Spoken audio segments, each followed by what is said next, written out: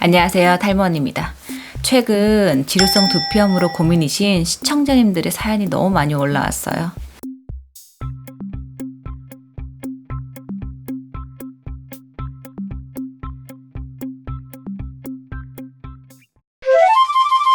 초기에 가렵고 비듬 생기고 이러다 말겠지 하고 방치를 하시죠. 하지만 매년 반복되고 어느새 두피의 증상이 더 자주 반복되고 딱지가 생기고 피가 나야 문제가 심각해졌구나 하고 느끼십니다.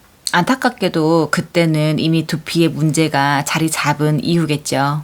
여기서 중요한 부분 하나 짚고 넘어갈게요. 두피에 진물까지 났다고 하는 것은 상처 부위가 얇아질 대로 얇아져서 스스로를 보호할 수 없는 지경이 된 거예요. 진물이 나는 건 두피에서 진물을 올려보내서 스스로를 보호하는 현상이거든요. 이해하기 쉽게 설명드리자면 항균 작용, 조직 재생을 위해서 내 몸에서 올려보내는 마데카솔 같은 거다라고 생각하시면 돼요. 그런데 여러분들 어떻게 하셨을까요? 막 이렇게 막 만지다가 손에 걸리적거리면 아주 속 시원하게 탁 떼어내시면 쾌감 짜릿하시잖아요, 아주. 응? 하지만 여러분, 진물딱지 떼어내시면 상처 절대 아물지 않아요. 절대 뜯어내시면 안 돼요. 그래서 지금부터 알려드리는 팁들 잊지 마세요. 첫 번째, 진물딱지 떼어내지 않는다. 두 번째, 샴푸를 하고 찬바람으로 두피를 꼼꼼히 말려준다. 세 번째, 샴푸 후 병원에서 진단받은 약이 있다면 도포해 주시고 약이 없다면 보습, 영양 꼼꼼히 해준다. 여기서 또 중요한 거, 증상이 심할 때는 병원에서 도움 받는 게 좋습니다. 왜냐하면 잠을 잘 수 없을 정도로 가렵고 뒤집어진 상태에서 나도 모르게 손이 가서 계속 긁어대면 재생이 더뎌지고 악화될 수밖에 없답니다. 그래서 증상이 심할 때는 병원 약과 홈케어 함께 병행하시는 거 잊지 마세요. 그러다 이제 호전이 되었죠. 그래서 딱지가 생기지 않고 가려움증도 덜해졌어요. 그렇다면 그때부터는 다시 재발하지 않게 우리가 조심히 홈케어로 관리해 주시는 거예요. 재발하고 또 재발하고 반복될수록 내 두피는 점점 얇아지고 얇아져서 나중에는 진짜 답이 없거든요. 그러니 더 이상 번지지 않고 최대한 번복하지 않게 하는 것이 이미 와버린 지루성 두피염의 최선의 관리 방법이다 생각하셔야 돼요. 그리고 A님 말씀처럼 두피센터 물론 좋죠. 여유 되시면 전문적으로 도움받으시는 게 제일 좋아요. 하지만 시간 없고 비용 부담 되시는 분들을 위해서 제가 홈케어 방법도 알려드릴게요.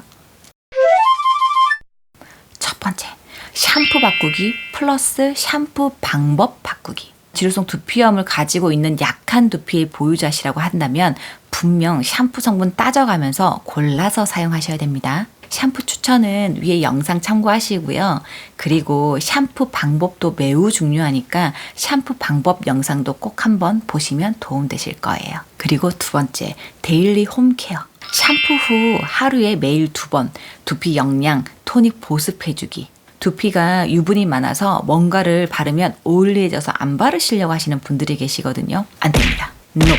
두피의 유수분 밸런스가 깨진다는 것은 뭔가 부족하다는 신호예요. 근데 그 신호를 잘못 받아들이면 상황은 나아지지 않습니다. 그래서 제가 그 신호 재해석해 드릴 거예요. 유분이 많다고 홈케어 안 하시면 안 돼요.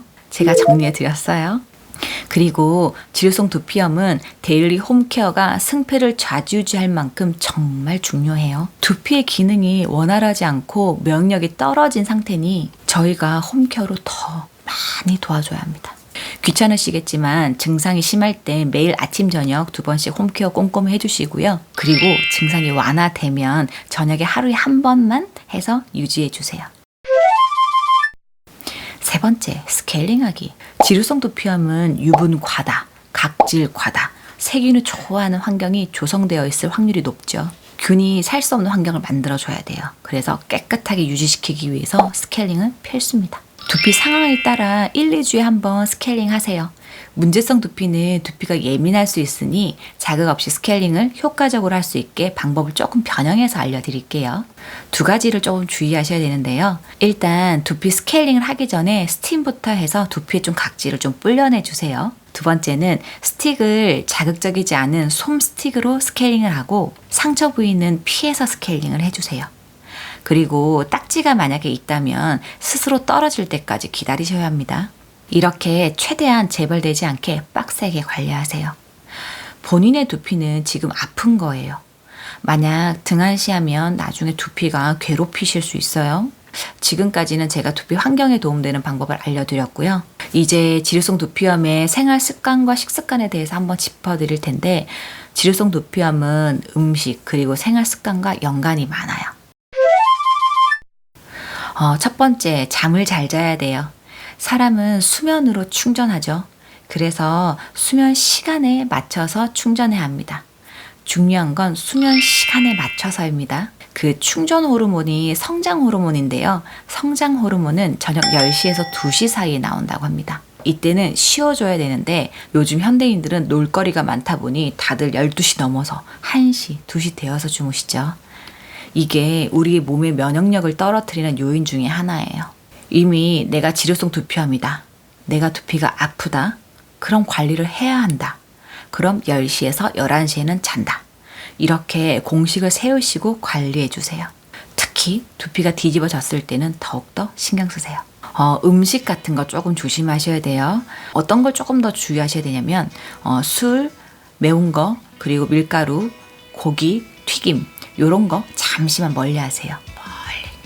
지금 제가 말씀드린 이 수면이랑 그리고 먹는 거 정말 좀 주의하셔야 돼요.